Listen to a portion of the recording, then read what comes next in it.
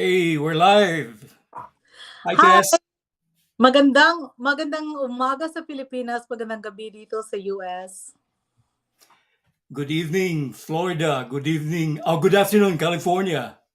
Oh, yeah, Yeah. good afternoon, California. Yes. And in the Philippines, magandang umaga. And wherever you are in the world, it's either good morning, good afternoon, or good evening. Yes. Yeah. So, Tess, I'm so happy to have you today for today's episode of Making House Calls. Um, Full disclosure, Tess is my sister-in-law. Yeah. She's she's visiting with us today. She's a she has a business. She's an entrepreneur, Mhm. but she's a guest today on a different capacity as a representative of a group that has several forms of advocacy in the Philippines. Correct, Tess? Yes, we do. Yeah. Okay, so Tess, first of all, um, tell me where you grow up in the Philippines. Um I grew up in this little town called Lala. It's in Lanao del Norte. That's the south of the Philippines, the very south of the Philippines. And yeah, literally in the middle of nowhere. But I love the place. It's beautiful. The people are beautiful. So, and I love visiting there all the time. Yes. In Is Mindanao, there it's the third geographical division in the Philippines because Philippines is divided into three geographical divisions, and Mindanao is the third. Yes. exactly now? Is there a childhood experience in the Philippines na kind of helped you mold into who you are today? Absolutely. I grew up with number one, my parents.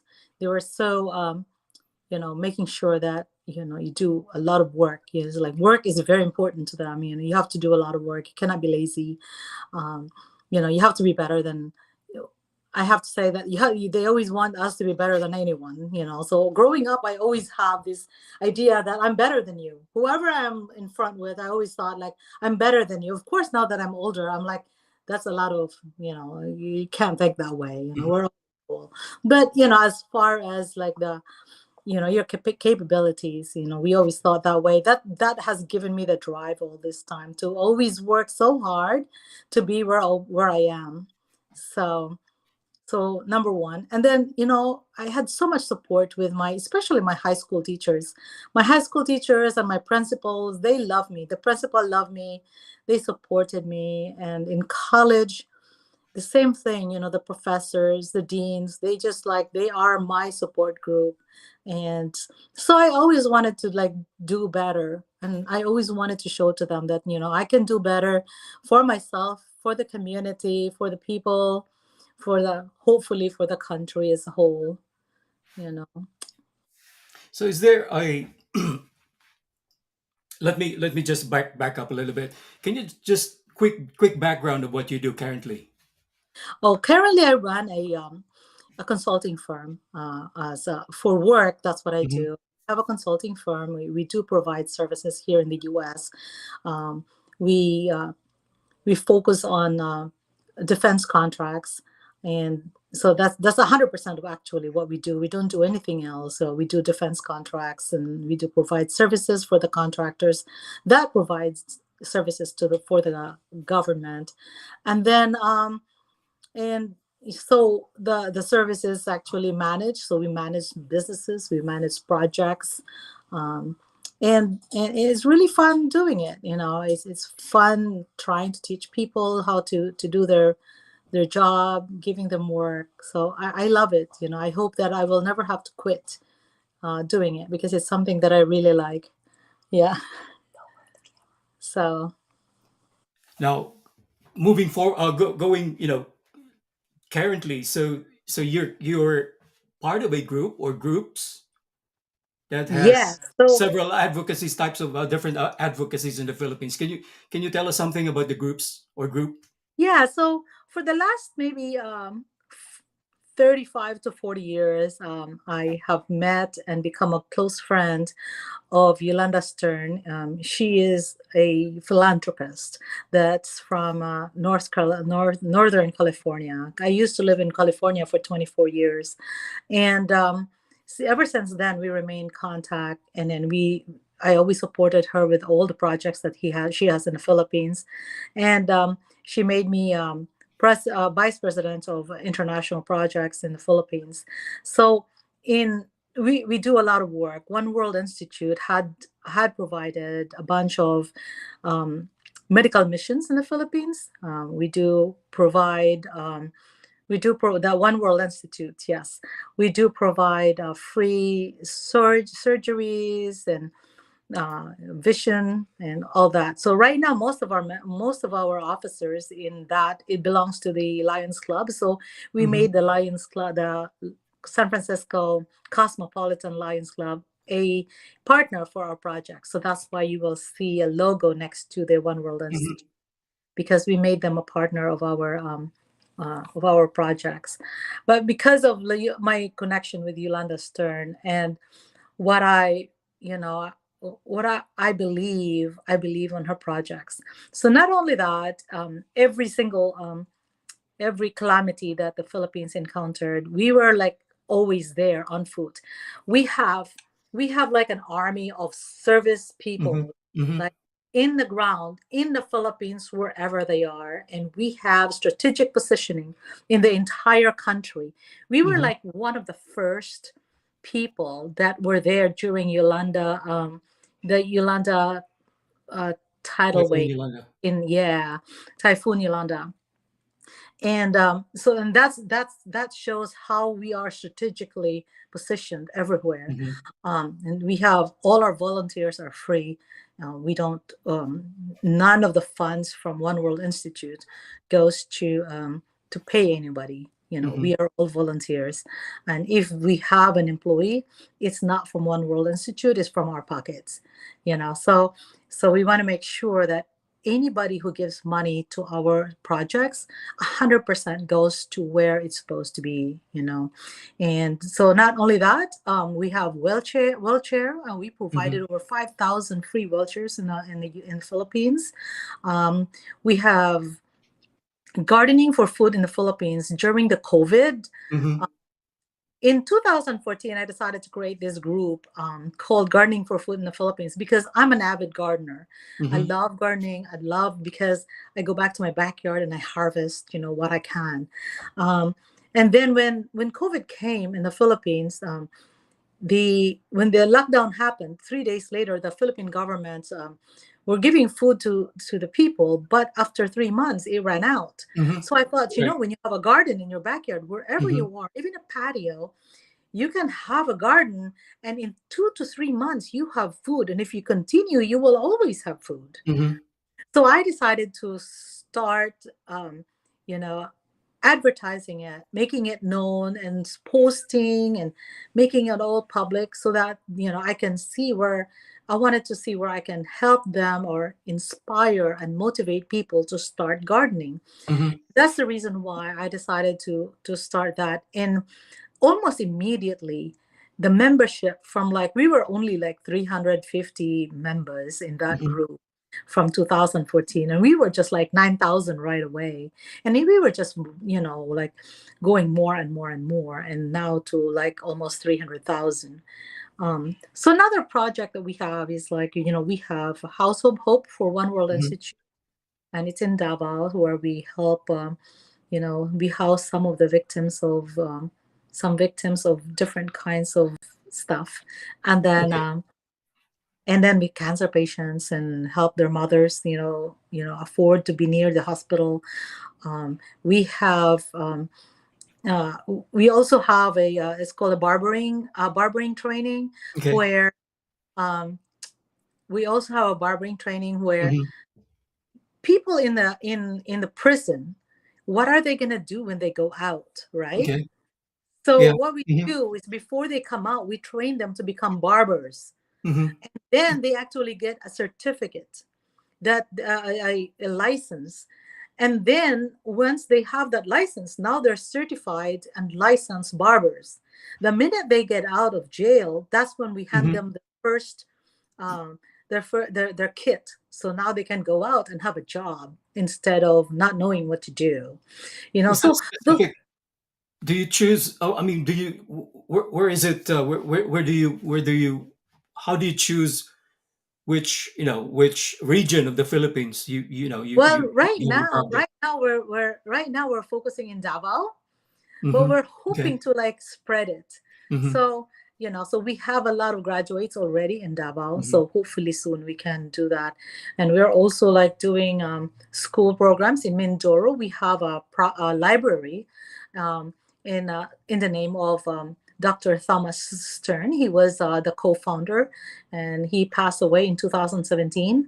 And his wife Yolanda Ortega Stern is the co-founder, and so we built a library in Mindoro on his behalf. So that's going on over there. We do have in Cotabato, we have in next month when I arrive, we're gonna have a school that we help Hmm. build along with some other partners. Um, we help build to so that the students will not have to walk so long in the morning to Okay. go to town Yeah. to go to school. So we have a Hmm. lot of projects going on. Yolanda has been so active in there's I know that we have partners, but most of the funding is really coming from, you know, from the officers like myself and Yolanda Hmm. mostly, the funding for it. So it's really good. I totally 100% support her and respect her for all the work that she does. What were your initial challenges as far as, especially when you started? What was your most difficult challenge? Well, the challenge at the beginning is always like, how am I going to fund? How am I going to fund this Hmm. project? Yeah. Especially Hmm. because I focus a lot on the gardening, on the on production of food, because right now, high percentage of the Filipinos are forced to hunger, and they don't have a choice. Hmm. So I really feel that they can just clean up an empty space and do garden or garden anywhere. So I feel that. The government is giving seeds, but the seeds that they give to the people they're not organic, and they're dipped in like very tough materials, or insecticides and all that stuff. And then they give the people fertilizers that are synthetic fertilizers. So Hmm. I'm really trying to get people to get away from that, so and do organic, produce your own fertilizer. So in order to do that, the people has to have seeds that are heirloom seeds, because Hmm. heirloom seeds, you can produce your own seeds, and you can start banking seeds, and then you can replant on your own. But the heirloom seeds are not cheap, and Where do they come from? US. Okay. Yeah, so I literally bought seeds Hmm. for the Philippines, and so I gave so much seeds, but at the same time, so that was my challenge, is the money, because Hmm. I'm an employee, or I have a business, but it's like I have money to support my employees, and I do have some extra, so I do use it, and it makes me happy to be able to do it, but I need more. Like, Hmm. for example, these 300,000 pesos, that right now the shortage of onions, you Yeah. can't even Hmm. buy onion seeds in the Philippines. And and some people are went to jail for smuggling Bringing onions it. to the Philippines. Yeah. Yeah. So what I do now is I bought so many heirloom seeds that are onions, Hmm. and they're very expensive. Like each buy is like $1,400, for example. And I cannot, and with that $1,400, I can only give it to so much members. So every quarter you have to buy that, and then whoever didn't get it the last time, we whoever didn't get it the last time will get the Hmm. next quarter. So every quarter we send onion seeds. And at the same time, because I don't want to be sending seeds all the time, so as much as I want to, it's also like it costs a lot of money. Yeah. So I Hmm. train them how to produce your own seeds, how to bank your seeds, so Mm-hmm. that way the seeds will last long, and to make sure that whatever seeds I give you, if I give you 100 seeds, at least only 3 onions. You need to make sure that they flower, they produce seeds, and then you Mm-hmm. keep them for the next planting. And that's all. 3 onions. 3 onions will produce so much seeds. And then if you produce more, you can even like share it with others, you new Mm-hmm. gardeners, for example, Mm-hmm. share it with them, and or you can barter them with other seeds that you don't have, or you Mm-hmm. can even sell. And then it's really like, I'm so happy to actually say that some of my members became seed organic and uh, heirloom seeds business people now, Mm-hmm. and all from their backyards. So they grow all these vegetables that are heirloom, and then they produce seeds and then Mm-hmm. they sell it, because before you can hardly find heirloom seeds, and that's the only way to survive in the Philippines. Because if you buy hybrid seeds, when you're done, you have to go back Mm-hmm. and buy again. And then you become dependent on the seed commercial people, Mm-hmm. seed businesses, because you have to go back and buy seeds every single time.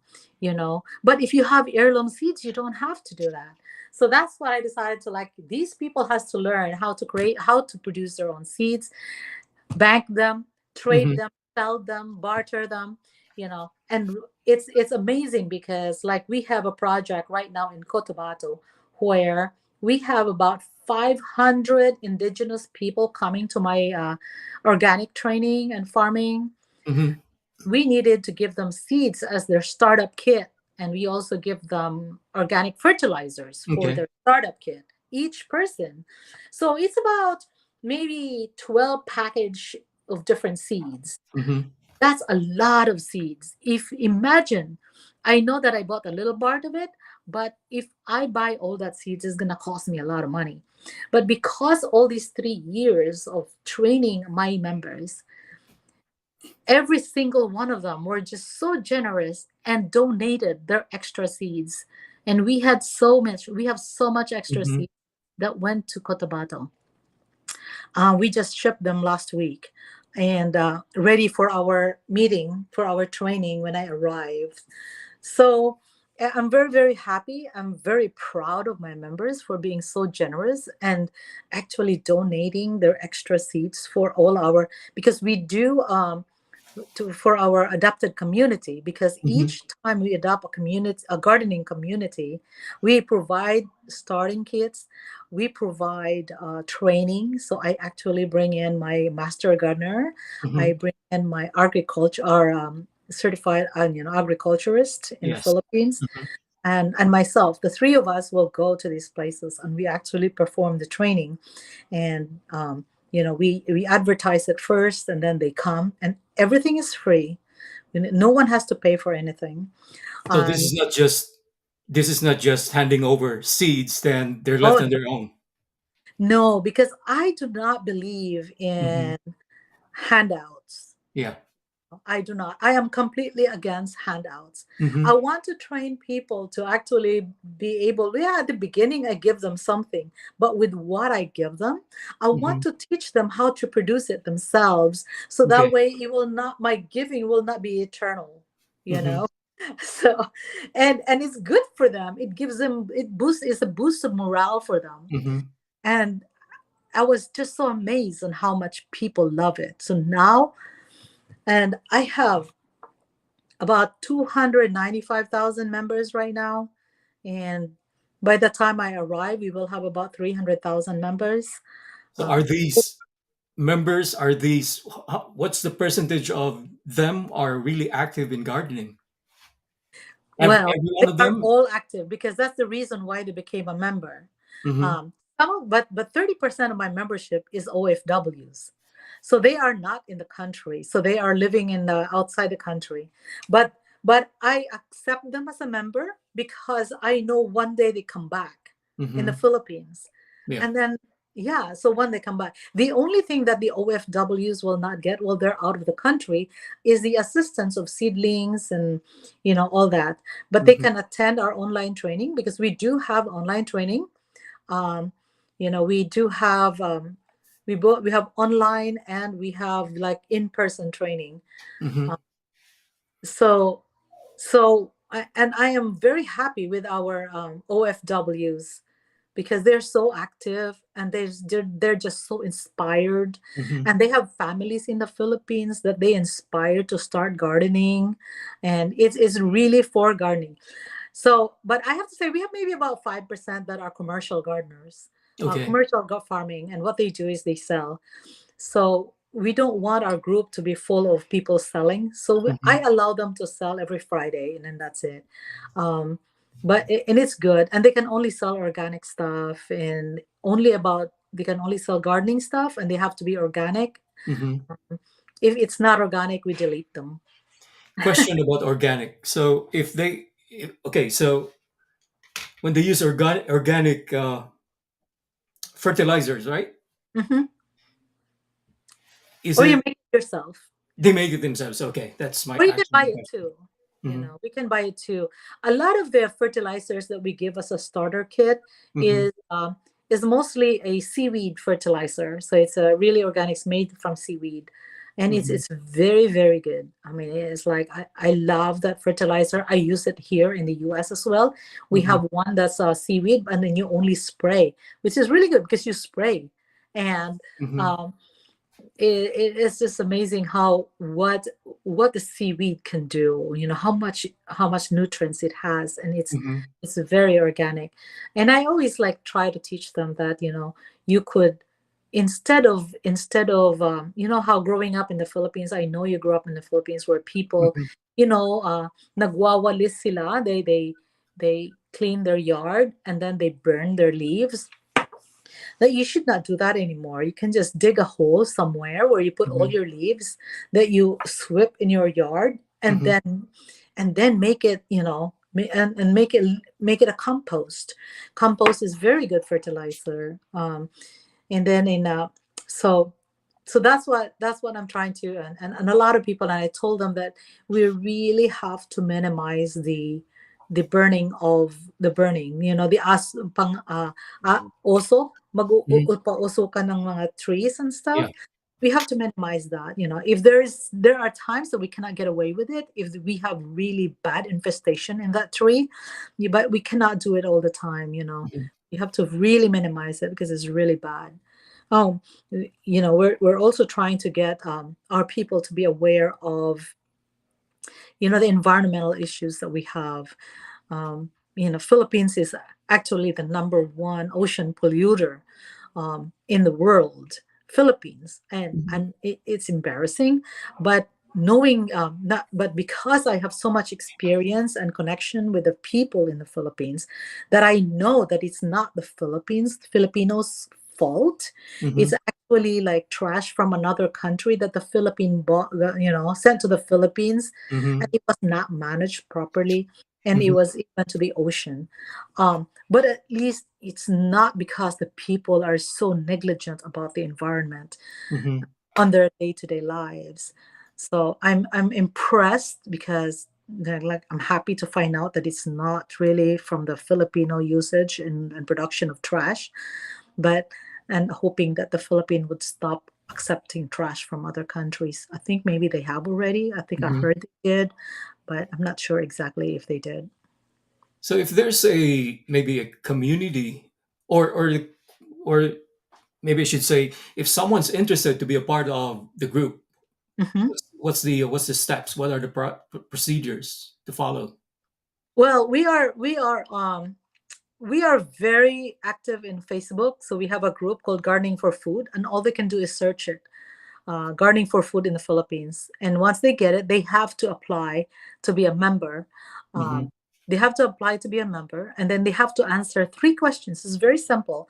If they Mm-hmm. don't answer that question, they get rejected.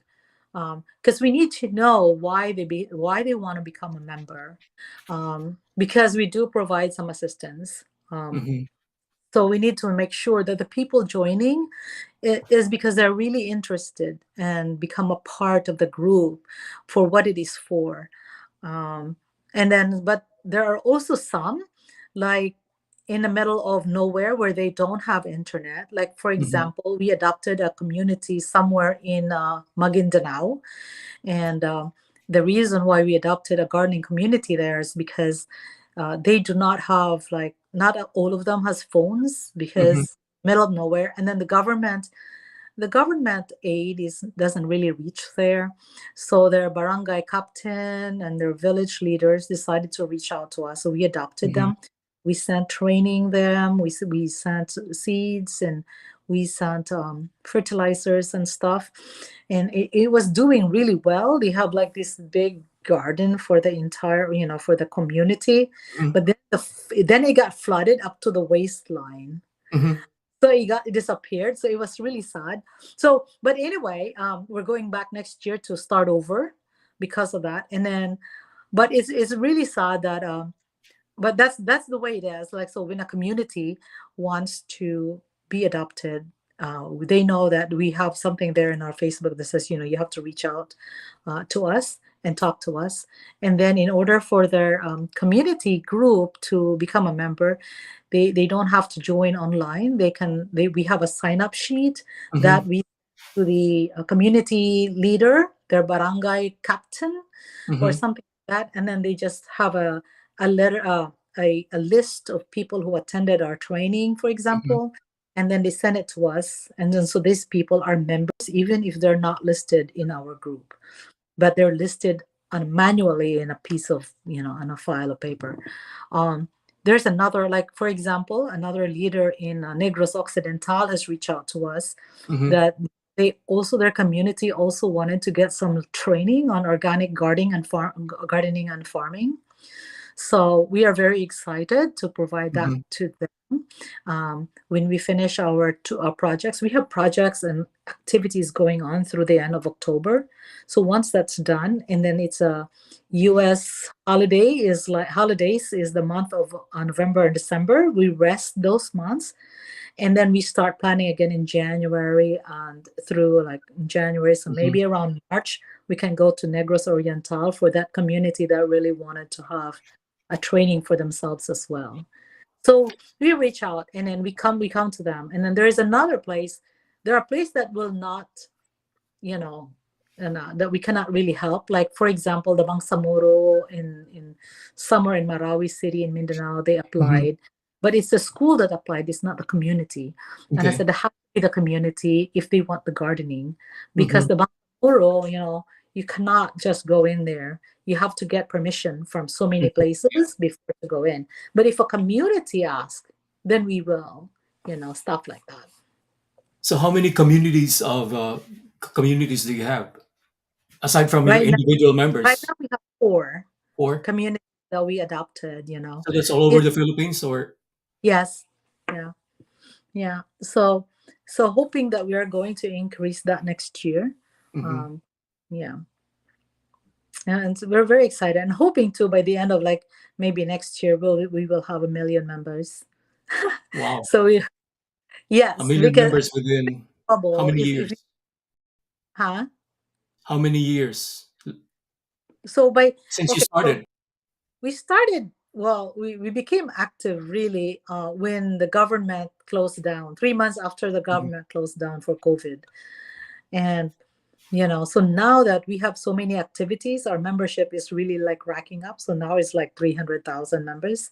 um, so the more activities that you have, the more that you show to the people that, you're for real. At the Mhm. beginning, it was so funny because when we send out something, and then, hey, by the way, to a member, and they said, we you won seeds and all that stuff, and they're like, I don't want to give you an address because you might be a spammer and stuff. I said, it's Mhm. okay. I said, just go back to our programs, and then look at it Mhm. and see, and look at the members and whoever received before. And if you still want to receive it, then that's good. If not, let me know, it's okay.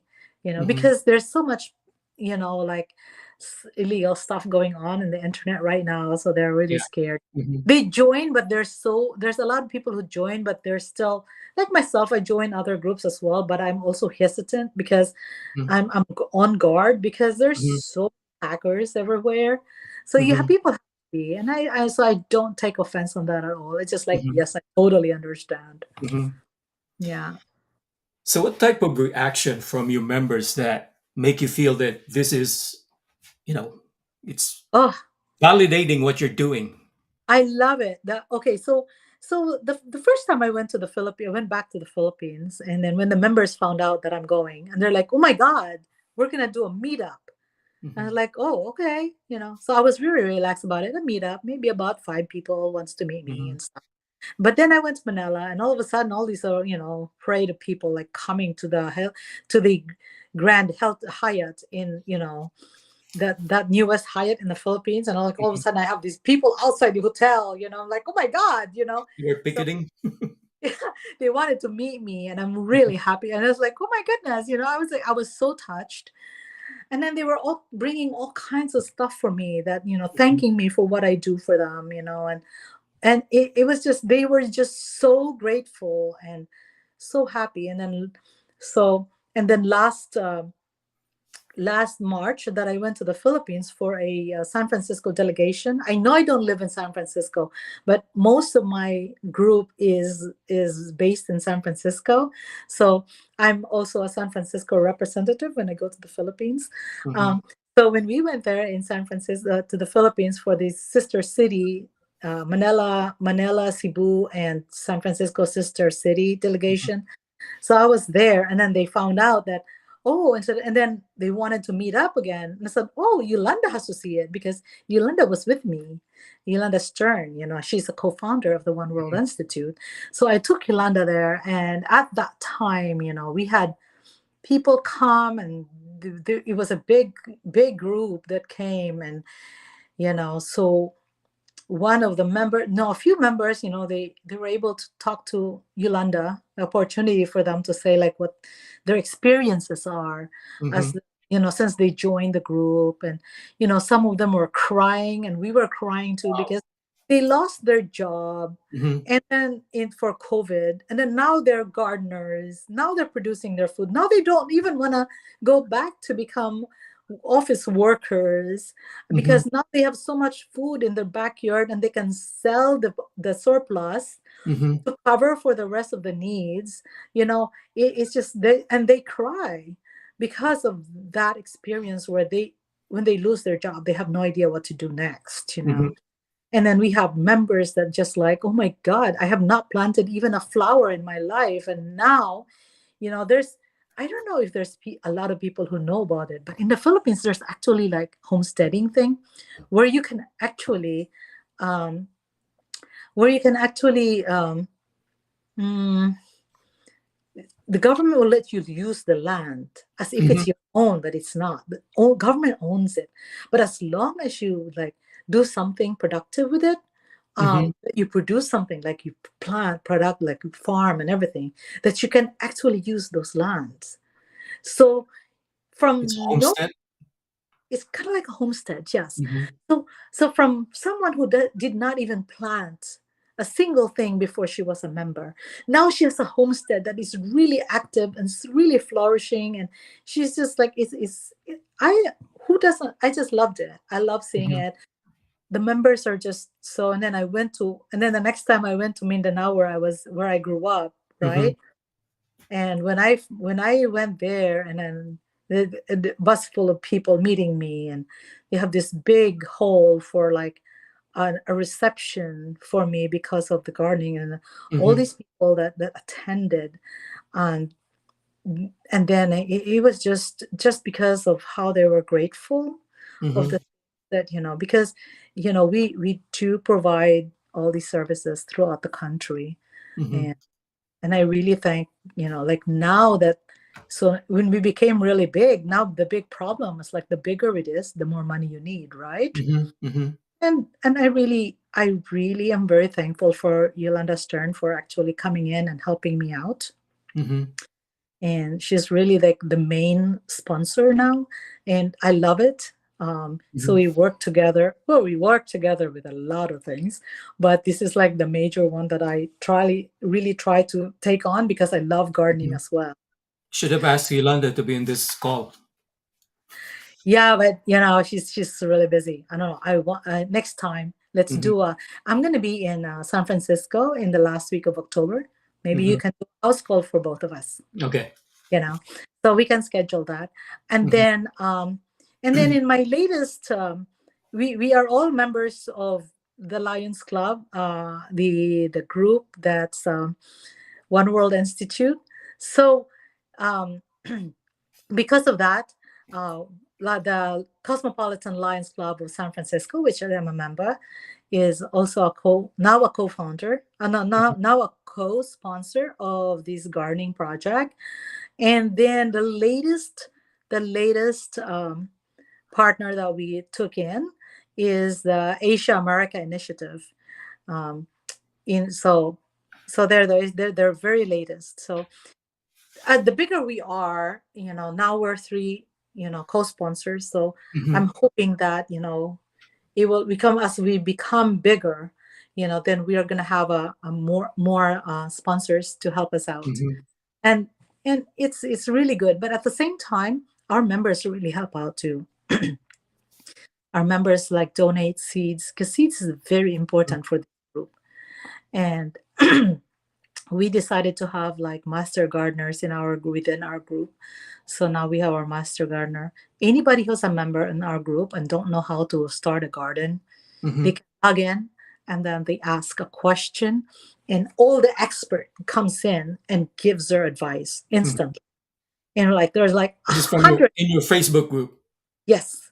It's like all you need to do is ask. You have an infestation in your Mhm. plant, and you don't know what to do, because you don't want to buy a bad, insecticide Mhm. for your garden, because you eat that stuff.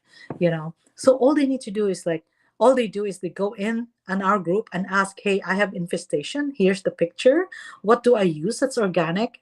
And everybody will just right away, the experts will right away go in and say, okay, this is what you're going to do, what you're Mhm. going to use, you create this and all that. It's a very, very interactive group, Mhm. and they cannot wait to help each other. That's the Mhm. best part.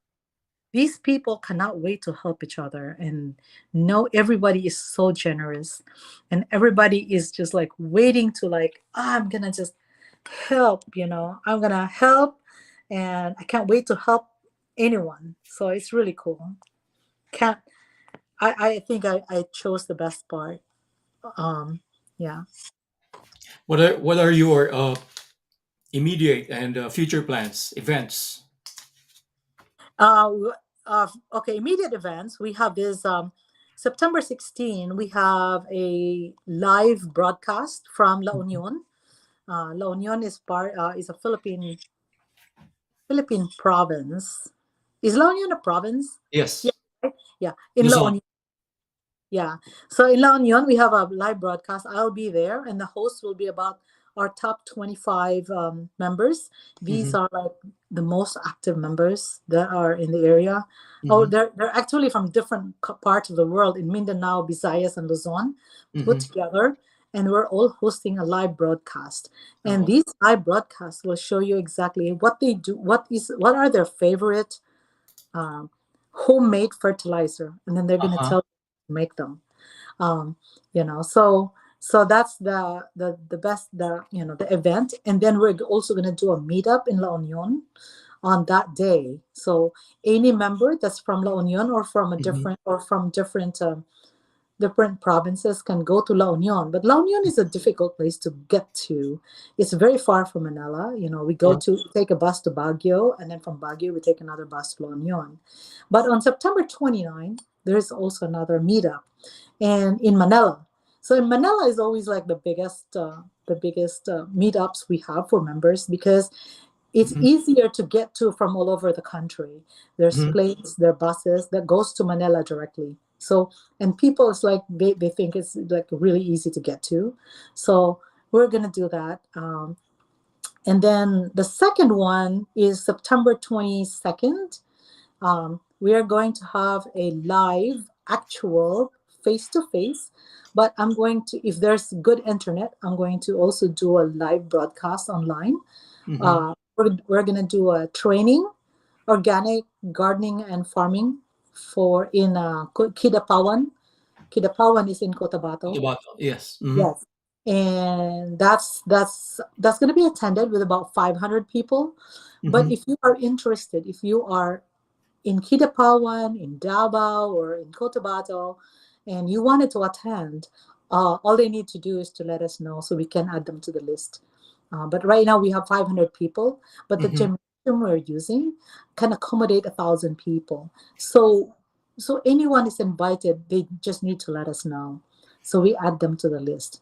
Um, and then after that, like I said, the 29th, and then the October 6th, Mhm. we are going to oh, and in Kidapawan as well, we're actually building a model garden. So the indigenous people already, the women, oh my God, these women are just fabulous. They cleared all grass area. There's just nothing there. They just Mhm. grass. They cleaned it all up, and then now there's gardens ready to be planted. So my executive assistant in Baguio sent them the seeds that needs to be planted now. So they started planting in the garden. So that Mhm. way, arrive there's already like seedlings that needs to be transplanted, and we're gonna make it an official uh, garden for model garden for our gardening project. Our seeds is called Seeds of Hope. Mhm. So um, Seeds of hope. that Yeah, it's a good one. Seeds of Hope, yeah. So that we're gonna have a banner outside the Mhm. the garden, and then it will say Seeds of Hope model garden, and then the next one to that is we are going to copies. Do you know Mhm. where copies is? Yeah, copies in Negros Oriental, I think, right? Oh no, Occidental. Like it's like they're Ilonggo there. Yes, Capiz is Yeah, along. yeah. So we are going to be the school because we also support schools and Mhm. students and stuff, and um, like the other project, you know. So we're going to this town in Capiz, in not a town but somewhere in the mountains. There, they have a high school, and we found out from our members, the mother of the members, we were talking about one night, one day. I watched their chat, and they're members of the gardening. They said, "Oh my God, our children now is going to be in high school, and I don't know how we can afford the notebooks." Mhm. I said, "What?" Like, and I did not involve myself in the conversation, but I was watching. And they Mhm. said, "Yeah, each one of them needs 10 notebooks, and each notebook costs 60 pesos. How are we gonna how are we Mhm. gonna afford 10 notebooks each student? Our children will have 10 notebooks each." Mhm. Wow. So I sent I sent the members like a private message, and I said, "Hey, let me know more about your school, how Mhm. many school students and stuff, and see if we can help, because One World Institute is very into like helping all that stuff." So I got the information. They have about 104 high school Mhm. students. So now we decided to like give all the notebooks, I pencil bag and full of pencils and backpacks. Mhm. And we're gonna go there on October 6th, and we're gonna distribute during lunch break, and for during lunch break, and then after that, because it's lunch break, we have to feed Mhm. them, right? Yeah. So we're gonna feed them too, and then go back. But now they're gonna be so because of that, and then now because we are also a gardening group, we Mhm. are now going to create a model garden in that school. So we're also sending them the seeds and all that information, and then we're gonna like make sure that a garden is created before we leave, stuff like that.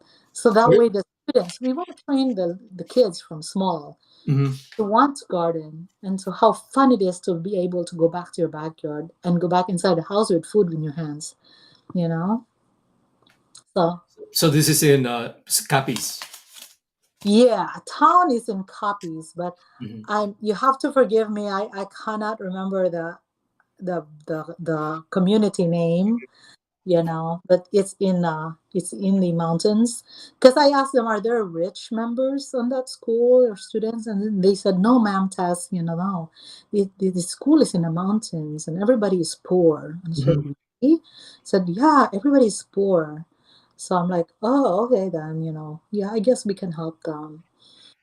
So Yolanda is so like, I talked to Yolanda and I said, let's help. And then she said, "Yeah, sure, let's do it." So it's really cool to have a friend that you can do, Mhm.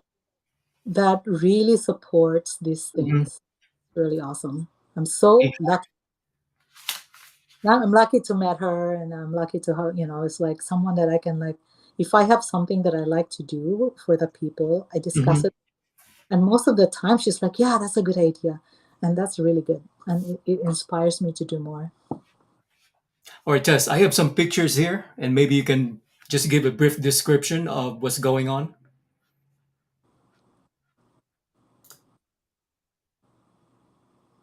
Oh, these are one of our seeds. So members are, showing, the seeds that they create and all that they produce and all that stuff for our gardening group. Yes. This is for let me see, it's tiny. So This is let's see. barbering.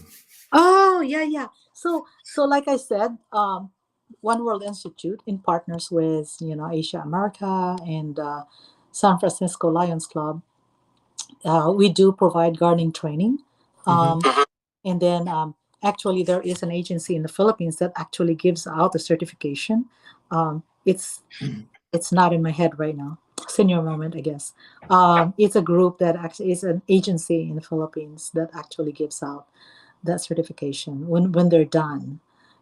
So these are for the prisoners, actually, for the people in prison, so that Uh-huh. way when they come out of prison, they have a job. And then when they come out of prison, then we give them their kits, their barbering kit, Yeah. so they can actually work. They Hmm. cannot like, oh, I have a license, but I don't Hmm. have a kit. So we actually provide them with a kit. Mm, nice. Yeah. Um, this is the school that we try to help build, that we Hmm. help build in Kidapawan. Um, so these people are, this is literally like last week picture, Hmm. just trying to show where they are, and trying to like working really hard to finish so that when I arrive, it will be all done. Yeah, so this is like in the mountains. And the people that are working here, by the way, are all volunteers. Hmm. So it's just like the parents and members of the community, they come and help out. We provide the materials and all that. So it's just amazing how the community goes together. And Yolanda has a project manager there. Her name is Gretchen, Hmm. and she reports to us and what's the status, what we need, and all that stuff. So and takes all the pictures and send it to us. It's really good. Um, these are examples of, okay, so as you can see, these are the seeds These that are the heirlooms. these No. are heirloom seeds. And as you can see, these are Baker Creek seeds. Hmm. Baker Creek is top of the line seeds from the US. And Hmm. it's literally like 99% germination. So Hmm. each seed you plant is 99% sure that they will grow, that they will actually like have a seedling that comes out. So that's what they get. And then that's why we teach them. So we teach them how to produce their own seeds because these are not cheap seeds, but this is what they need. So one packet would be what equivalent to how many? Seeds. How can you make? Oh, what's the how much can you produce with one packet? Well, a packet is probably, depending on what kind of seeds, they're probably about like 200, some 300 seeds. Seeds. And, Hmm. yeah, and we repackage that because, like, for example, the eggplant. Each member can 10 seeds for each member is a lot already. And Hmm. then then with that 10 seeds you can produce a lot of eggplants. And then you can only have like two for seeds, you just have two or three eggplants that you just leave to like become brown, and Hmm. once they're brown you can harvest it for seeds. That's it. And so now you have heirloom, and then you can plant again, because if you buy Hmm. hybrid seeds, they do not produce fruits. So it's only a one-time use. They genetically modify it so that way it will not produce fruits again. So Hmm. that way, when you want to plant again, you have to go back to the seed seller and buy new seeds, and you're always going to be dependent and with them, and then buying seeds from them all the time. But if you have heirloom, just Hmm. produce your own seeds and plant them, and then you have your own thing. And that is why they're also expensive, because you might not come back to them and buy more seeds. Yeah. So Hmm. yeah. Yeah, these are like one of our some of our members also do mushrooms inside their Uh-huh. house. They culture mushrooms. This is the one in Maguindanao. So Okay. Yeah. sometimes we go in the middle of nowhere, but we Mm-hmm. don't have buildings. So we do our training under the trees, and they're just like I just love the support and the participation of the community. Mm-hmm. And so they were so excited to attend the training and all that. Unfortunately, like I said earlier, there was a big typhoon that came Mm-hmm. and flooded the garden like up to like the waistline and destroyed everything. So now we have to start over, and so we're planning of going next year again to Maguindanao, and and this community. It's not the entire Maguindanao. It's only a community, and yeah, they're very very nice people. Mm-hmm. Yeah, so that's Maguindanao. And this is actually this is my executive assistant, like in gardening for food. She is Mm-hmm. based in Baguio. She's literally full time in Mm-hmm. this endeavor for One World Institute, and she's very good. She's very active. Plus, she's also a master gardener now. It's like you look at this plant and you say, Mm-hmm. "Okay, that cannot be organic because it's so big, right?" That's just one. That's just one, yes. But it is, she is 100% organic. What they do is so outside her, at the back of her house, there's like Mm-hmm. not much backyard because her backyard is like a hill. Kind of Yeah. like, It looks like. remember Charles' house where there's a hill on the back? Mm-hmm. So they don't actually, the hill doesn't belong to them. So they asked the owner if they can just garden that hill.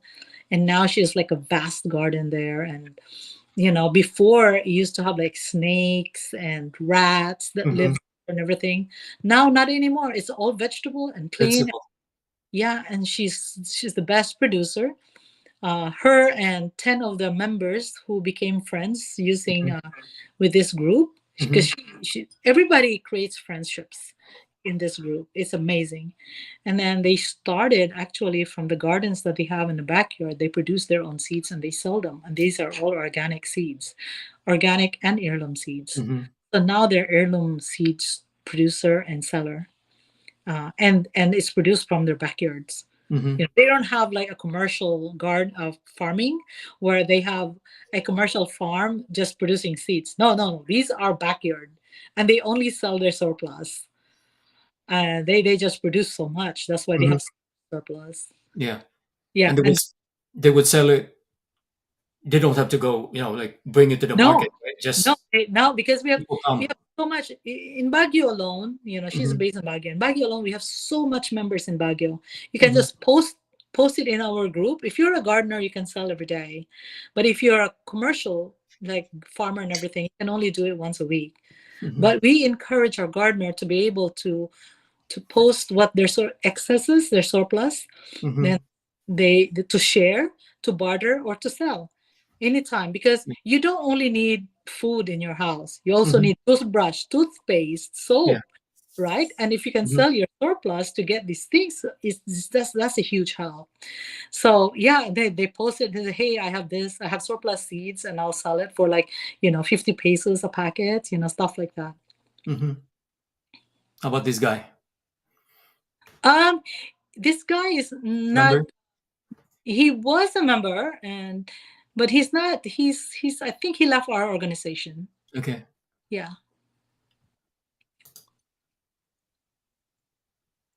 yeah, so Probably one of the daughters. yeah, this is another member who is training. They train there. I also always tell them that it's really good to start your children small, like Mm-hmm. start them liking to garden now when they're little, because not when they're adult, because I started loving garden when I was in elementary. Mm-hmm. Growing in school, in our backyard we always have vegetables. In Mm-hmm. our in Magpataw we always Mm-hmm. had vegetables. And that's very very I cannot remember, I cannot forget that memory, and I think it was precious. Mm-hmm. We have to start from children. Um, yeah, so these are seeds, and then Mustard yeah, seed. mustard. Do you know that mustard is like so popular in the entire Philippines? They grow like crazy there. I Mm-hmm. think the mustard thrives in the climate. Mm-hmm. It's like everywhere there's mustard. It's just like it's really cool. Okay, I think that's about it as far as the pictures are concerned. So before we wrap up, so based on your experience so far, since you started you and your organization started this your projects, what Hmm. are life lessons that maybe that you've learned that maybe you want to share to our audience? Life lessons that people are good. Mm-hmm. Growing up, I always like didn't trust people. Um, I'm, so but this group had taught me a lot, that Mm-hmm. a lot people are naturally good inside, and human are actually good inside. Mm-hmm. And, so and then if you only like give them trust and respect, that most likely they will give it to you in return. So and that's what I really learned, because I was not friendly growing up. Mm-hmm. And um, so actually they even called me an exorcist, but when we were kids, because I was really snobbish. Mm-hmm. But they really taught me to become more human and Mm-hmm. more humble, and it's more fun that way. I love every time I meet these people. I learned how being generous makes you happy. And now, like, this one person asked me, I'm just not happy. And I'm like, no, it's easy. It's like, how is it to be happy? And I said, it's easy. Find someone you can help. Mm-hmm. Um, Find someone you can do something for, just even a little. I promise you, you feel good about yourself and you'll be happy. And that's it. Just find someone to help, Mm-hmm. and life will be good and you'll be happier. And that's really what I know, that people are naturally good.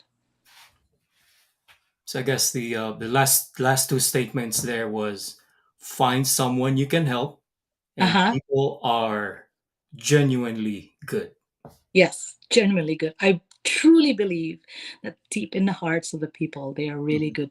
They're really good inside. All right, I think that wraps it up, Tess.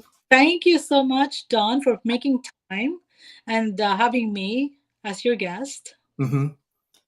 And maybe in the future we can have Yolanda and other members of Absolutely. the group, especially Yes, with your upcoming events. that we can invite Yolanda and we can invite a bunch of members, Hmm. and they can talk about their experiences as a member of the group. That would be so awesome. All right, Perfect. And let's all right, schedule another time. okay. Thank you, Thank Tess. you. Have a good weekend. Yeah, you too. Bye bye. Bye.